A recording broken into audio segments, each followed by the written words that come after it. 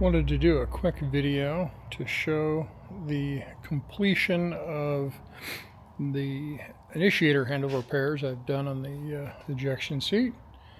The original handles were for an A10, which I'm pretty sure this seat trainer was for. And this, by the way, is not a real honest-to-God ACES 2 seat. It is what would be considered a high-fidelity training device. It's all metal. It contains a number of real ACES 2 seat components. It just lacks the pyro systems and stuff like that that a real seat would have. Otherwise, it's basically authentic. At any rate, I went ahead and I got both sides redone. These are F15 new old stock initiator handles. And as you can see, or maybe not can see, I did not need to modify the handles. What I did is I added, whoops, here we go. I added some notches to allow the handles to clear. And you can see on both sides here. Navigate, I'm kind of space limited right now. I got stuff too close together. So this is the first side that I did, and this is the side that had the broken handle. And I'll cover that here in a second. This is the new repaired latching system. It really wasn't damaged, but it did have a lot of surface rust on it, so I got it cleaned up and painted. This right here is a latch, okay? And when you pull the handles up, that drops down when the handles are up far enough, and it locks the system open. In fact, what I'll go ahead and do here is I'll get the camera set up and show you how it works. Okay, so when I pull the handles here, it's going to pull the whole bar forward along this guide bar right here and then latch in place. Okay, so that's what it looks like when it latches down. And I'll show you what the handles look like in the locked position. Okay, so that's what the handle looks like in the upright and locked position. Now, this is the root cause of the damage that the system took. You can see over here how this is slightly bent out. And if you were to see more closely on this side, you can see there's some actually bent metal work and things like that. And what had happened is somebody pulled these handles and left them latched, and then something very heavy fell on that handle. And I'll show you here in a second what that handle looks like, and it's not good. It broke the handle, and it did some structural damage as far as metal bending and things like that to the seat pan itself. And I'll show you the handle here. Okay, so this is the original handle, and for the if you're sitting in the seat, it's the right side. And as you can see, the casting or machine part, and I'm not sure which is which, or whether or not it was machined or not, but this was completely snapped off, which is really kind of sad. And it did a hell of a number on there.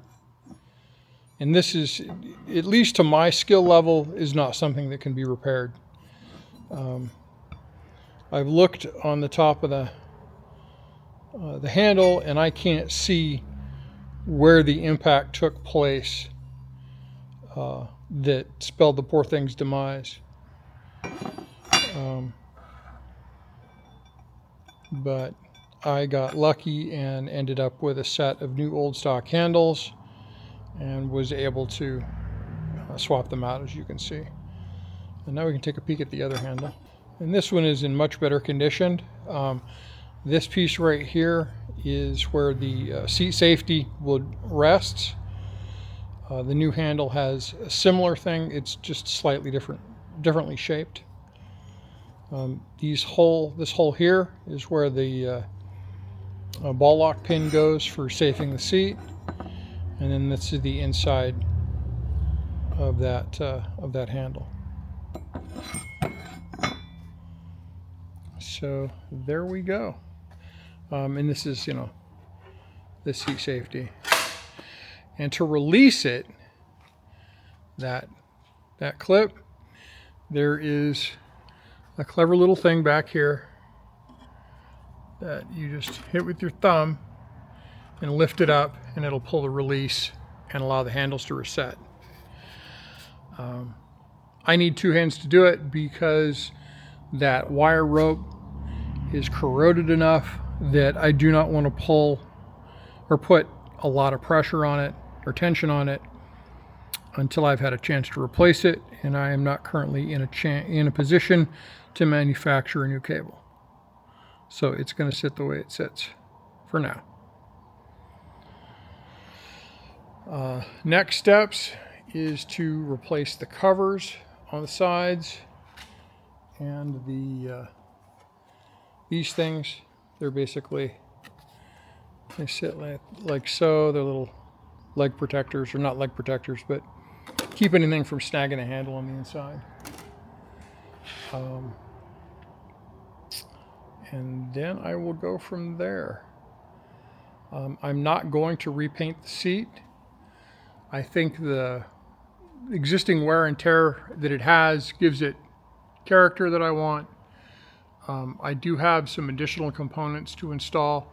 I have a canopy breaker that needs to be mounted up there. That will probably be the next thing that I do.